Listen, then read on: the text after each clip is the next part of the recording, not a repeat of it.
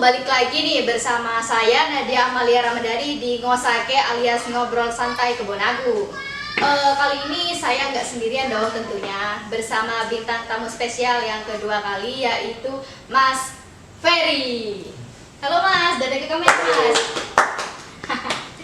Oke, kali ini temanya tetap sama seperti yang pertemuan kemarin ya. Kita akan membahas seputar UMKM atau yang biasa disebut usaha menengah kecil mikro ya. Oke, kita akan membahas soal budidaya lele, UMKM soal lele, yang mana Mas Ferry selaku penggiat UMKM ternak lele ya Mas ya. Ya akan membahas secara rinci mulai dari A sampai Z. Barangkali dapat menambah wawasan kalian mengenai cara budidaya lele. Oke Mas, sebelumnya izin bertanya dulu ya Mas ya. Untuk budidaya lele itu kira-kira membutuhkan modal berapa ya Mas ya? Untuk membuka usaha ternak lele itu? Untuk membuka usaha ternak lele itu relatif sih. Maksudnya nggak ada patokan khusus harus butuh modal berapa. Jadi bisa dimulai meskipun ada modal kecil. Bisa dimulai. Iya. Asalkan udah punya pengetahuan ya Mas ya soal ternak lele itu ya. Kalau pengetahuan ya memang harus ya, apa-apa juga harus ada ilmu dasarnya. Ya. Tapi sembari kalau cuma ilmu dasar sama fakta di lapangannya itu kadang berbeda. Berbeda sama literatur yang banyak di internet atau di buku. Itu tergantung sama situasi kondisi airnya sama siklus alamnya, jadi berbeda. Jadi harus langsung action lah. Langsung action ya. Oke. Karena kebanyakan teori juga enggak itu ya Mas ya, kalau enggak action ya Mas ya. Iya, kebanyakan teori juga tidak bagus.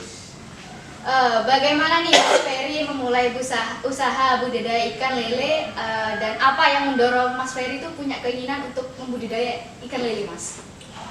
Yang mendorong motivasinya ya? Iya, Jadi motivasinya dulu tuh berangkat dari hobi pelihara hewan ikan, cuma kan nama konteksnya memang suka ikan ya kan.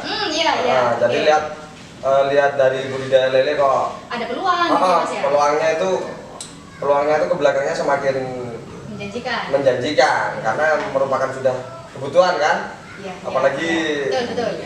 Di Sumeneb sudah bukan hal yang bukan hal baru, sudah jadi kebutuhan di samping pengganti seperti ikan ayam, ikan laut. Iya benar. Banyak lesen juga ya Mas ya. Banyak lesen.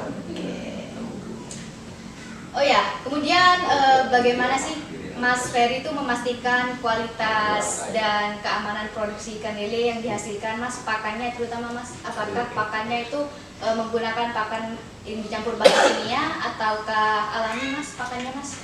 Kalau untuk pakan dari awal itu di farm saya tuh pakai full pabrikan pellet ikan ya, full pabrikan. Jadi nggak pakai pakan beda lainnya, akan ada pakan alternatif juga ada.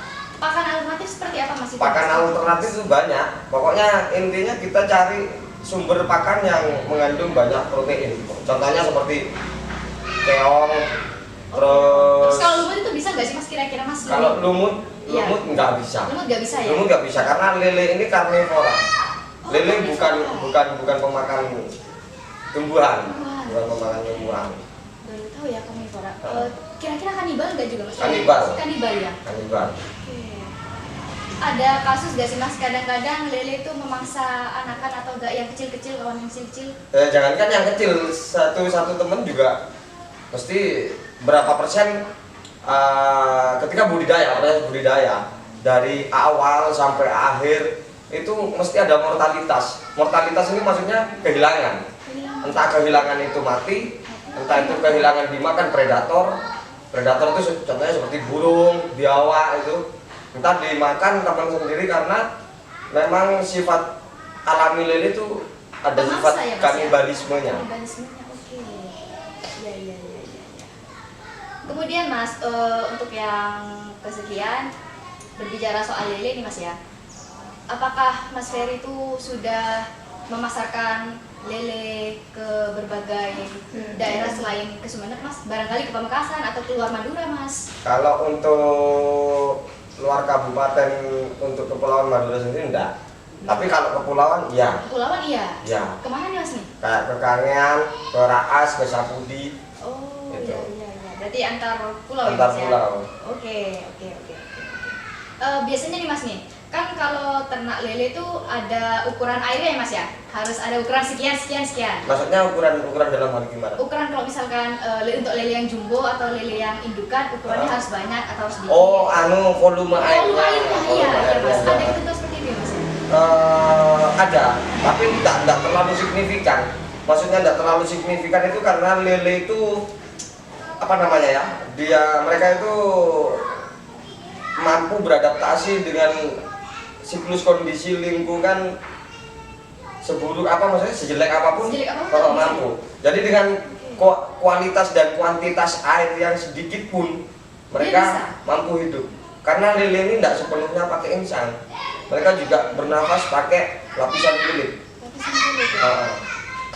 Berarti kayak kalau di sawah-sawah itu ya Mas ya, kan kadang ada ya meskipun airnya dikit, terus tanah berlumpur. Iya, tanah berlumpur. Itu hidup. Oke, iya. Jadi untuk kualitas air ini nggak nentu ya Mas ya? Nggak tidak terlalu signifikan lah. Tidak terlalu signifikan.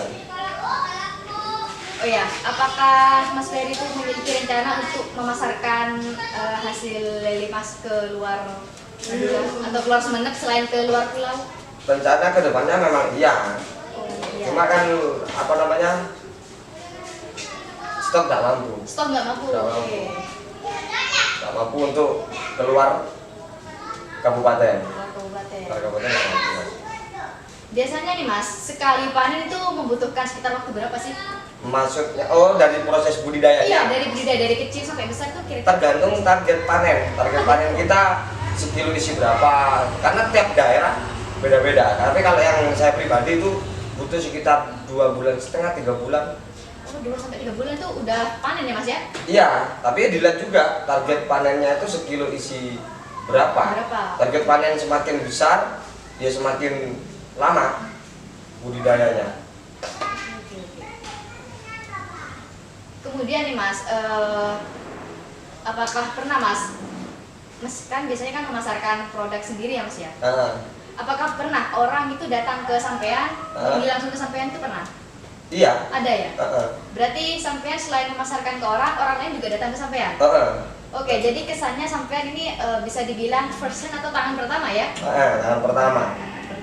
Oke.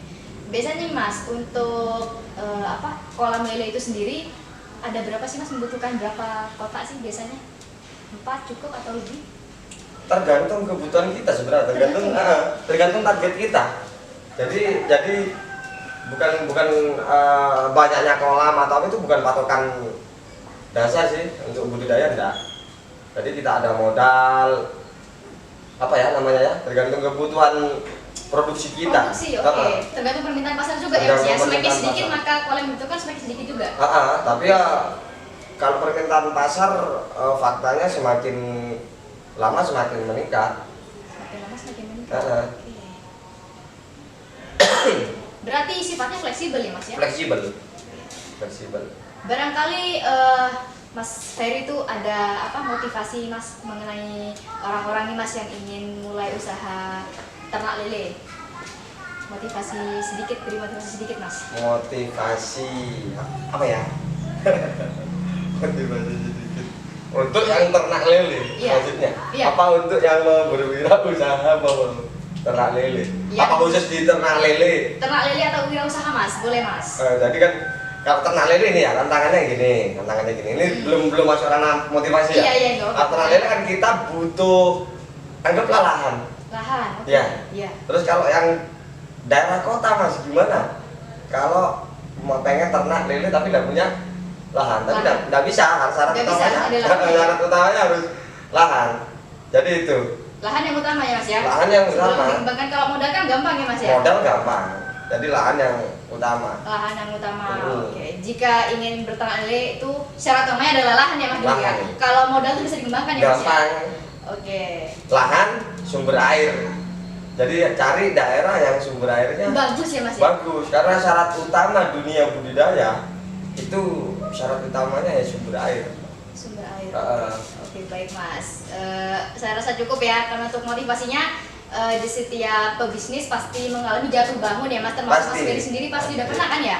Oke, untuk nasihatnya barangkali bagi teman-teman yang ingin berwirausaha, giat-giatlah dan terus tekuni apa yang menjadi hobi ya Mas ya. Seperti Mas Ferry udah menekuni dari dulu ya Mas ya, ikan-ikanan ya Mas ya. Pokoknya itu lele dari 2012. Oke, dari 2012 nih Mas Ferry nih. Intinya bagi kalian apapun yang menjadi hobi kalian, tekuni itu, kejar itu, dan jangan lupa berikhtiar dan berdoa karena rezeki nggak akan kemana ya Mas ya. Oke, saya Nadia Amalia Madani pamit undur diri dari podcast Ngobrol Santai Kebun Agung pada sore kali ini. Kurang lebihnya mohon maaf ya Mas ya.